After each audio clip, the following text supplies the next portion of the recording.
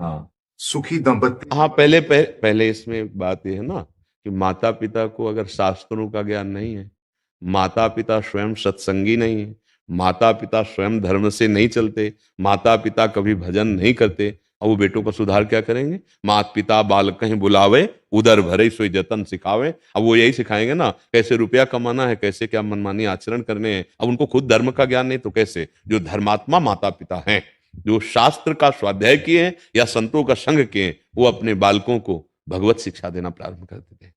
ए सुनो, सुबह उठो, पहले धरती के चरण छो, और हमारे चरण छो, पापा के चरण छो। बच्चे को शिक्षा दी जाती है, और इसके बाद थोड़ी देर नाम जा, स्नान करके आ, नाम जप कर, संयम से रहने की शिक्षा हमारे अंदर है, वही हम सिखा सकते हैं ना। फिर वही बच्चे आगे जाकर के धर्मात्मा बनते हैं, वही भक्त बनते हैं, वही राष्ट्र भक्त बनते हैं। लेकिन आजकल हम बच्चों को कम दोष देते हैं, माता पिता को ज्यादा दोष देते हैं। क्योंकि आपकी सावधानियां खुद खत्म हो चुकी हैं। आपको खुद पता नहीं है कि हमारी जीवन शैली कैसी होनी चाहिए। उसका प्रभाव बच्चों पर पड़ रहा है। आप थप्पड़ पे थप्पड़ अपनी पत्नी को मार रहे हैं, वो आपको कटुवचन कह रही, छोटा बच्चा खड़े खड़े रो रहा है। वो जानते हो क्या करेगी? जब आप बूढ़े होंगे ना, तो वही लीला आपके साथ होगी, वही बर्ताव आपके साथ होगा।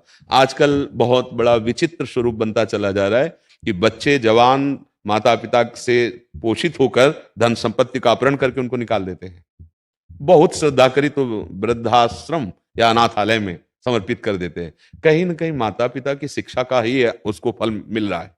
माता पिता ने उनको सही शिक्षा नहीं दी।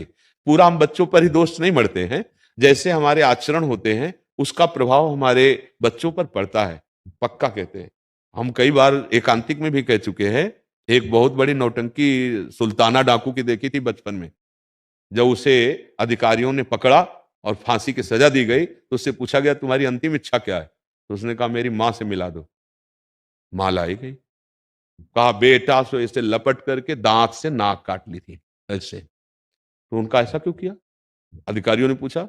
बोले पहली दुश्मन ये हमारी है। हम एक पेंसिल चुराई थी और कहा मां ये पेंसिल चुरा के लाया। तो उनका बढ़िया बेटा, लिखने के काम में आएगा। बस उस वचन ने मुझे सुल्ताना डाकू बना दिया, और आज मैं फांसी पे चढ़ रहा हूं। इसलिए इसकी नाक काटी। अगर उस समय एक थप्पड़ मार देती तो जीवन भर के लिए मेरी गलती का ये संस्कार न पड़ता। तो बहुत कुछ, सबसे पहले माता पिता गुरु होते हैं, वही हमें शिक्षा देते हैं। पर माता पिता ही व्यसन युक्त हैं तो बच्चे को व्यसन मुक्त कैसे कर सकते हैं? माता पिता ही व्यभिचार युक्त हैं तो बच्चे को कैसे कर सकते हैं? माता पिता ही भ्रष्ट बुद्धि के हो रहे हैं तो बच्चों को संस्कार कैसे दे सकते हैं? गर्भस्थ शिशु से संस्कार प्रारंभ हो जाता है। जिस दिन पता चले कि गर्भ में बच्चा आ गया है, उस दिन से ब्रह्मचर्य का पालन दोनों को करना चाहिए, माता और पिता। कैसा है? बच्चा प्रकट हो गया है, अब हम उसके संस्कार जैसे डालेंगे वैसे बन जाएंगे। हमारे यदि गंदे आचरण, तो अपने आप उसमें संस्कार जा रहे हैं। समझो, जब वो जवान होगा और अपना वर्ताव प्रकट करेगा, तब रोते घूमोगे कि हमारा बेटा है। नहीं नहीं, उसके जनक आप हैं। जनक माने पिता। उन संस्कारों के भी जनक आप हैं। तो हमें लगता है कि बेटों से ज्यादा शिक्षा की जरूरत माता पिता को है। अगर वो सही आचरण करें तो अपने बेटों को सही आचरण सिखा सकते हैं। जब उनमें सही आचरण नहीं होगा तो कैसे सिखा पाएंगे? अब हमें बताइए क्यों? अच्छा, इसके बाद अपनी बेटी आवे तो सास कैसा बर्ताव करेगी, विचार करके देखो। और बहू के साथ कैसा बर्ताव करेंगे? ठीक है, बहू से पूछो तुम अपनी मां के साथ कैसा बर्ताव करोगे, सास के साथ कैसा कर रहे हो। ये सब, ये जो गृहस्थी के चरित्र हैं, ये सब भ्रष्ट होते चले जा रहे हैं। ऐसे कई, आप लोग तो संसार में समाचार सुनते होंगे, आप देखते हैं कि बूढ़ी मां को बेटा मार रहा है, या बूढ़ी सास को बहू पिटाई कर रही है, या सास ससुर पति तीनों मिलकर के बहू की पिटाई कर रहे हैं। ये क्या है? ये राक्षसी बुद्धि कैसे आ गई? बोले भगवान का आश्रय नहीं, सत्संग सुना नहीं, शास्त्र स्वाध्याय नहीं, तो बुद्धि भ्रष्ट तो हो ही जाएगी। भगवान के आश्रय के बिना दैवी हेसा गुणमयी मम माया दुरत्यया, ये दुरत्यय माया है। किसी भी तरह कितना भी कमा लो, शांति नहीं मिलने वाली, सुख नहीं मिलने वाला। कुछ भी भोग लो, भगवान का आश्रय ले लो, नाम जप करो, और बड़े बूढ़ों जो माता पिता परिवार, उनकी भगवान मानकर सेवा करो। सच्ची मानना, भगवान प्रसन्न हो जाएंगे। अपनी माँ में भगवान देखो, अपने पिता में भगवान देखो, बुजुर्गों में, बीमार में, पशु पक्षियों में। ऐसे अगर ऐसी दया की भावना आ गई, भगवान प्रसन्न हो जाएंगे। अगर हम किसी को भी समझाना चाहते तो पहले हमें समझना होगा।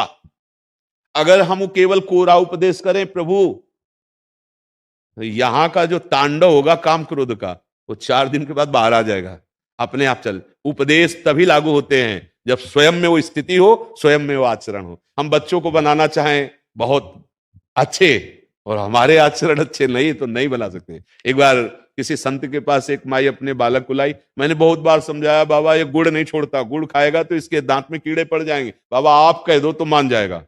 बाबा ने कहा 1 सप्ताह बाद आना। 1 सप्ताह बाद आए, उसको कहा बेटा तुम गुड़ मत खाया करो, गुड़ खाओगे पेट में कीड़ा हो जाएंगे, दांत में कीड़ा हो जाएंगे, ठीक है नहीं खाना। उन्होंने कहा जी बाबा।